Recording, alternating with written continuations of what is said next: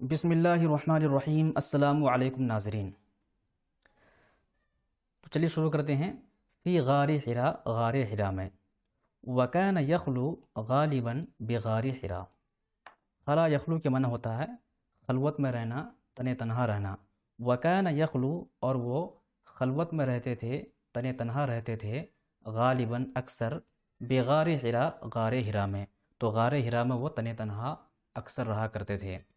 Fame کسو، تو وہ اس میں ٹھہرتے تھے، فیم کسو تو ٹھہرتے تھے، فیہا اس میں یعنی غار حرا میں، لیالی متوالیات، مسلسل کئی راتیں۔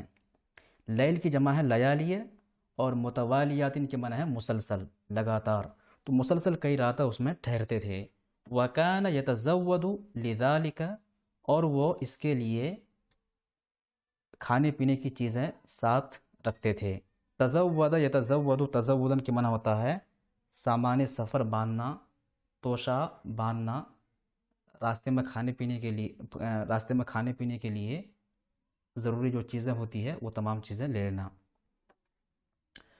وَكَانَ يَتَعَبَّدُ، اور وہ عبادت کرتے تھے، وَيَدْعُو، اور دعا کرتے تھے، عَلَى الطَّرِيقَةِ الْإِبْرَاهِيمِيَّةِ حنیفیتی، ابراہیمی طریقے پر، ایک خدا کو ماننے والا جو ابراہیمی دین تھا اس کے طریقے کے مطابق دعا کرتے تھے اور عبادت کرتے تھے۔ والفطرۃ السلیمۃ المنیبۃ الی اللہ، اور اس فطرت سلیمہ کے مطابق دعا کرتے تھے جو فطرت سلیمہ المنیبۃ الی اللہ، اللہ کی طرف رجوع کرنے والی ہے، اللہ کی طرف انسان کو لگانے والی ہے، تو اس کے طریقے کے مطابق وہ دعا کرتے تھے۔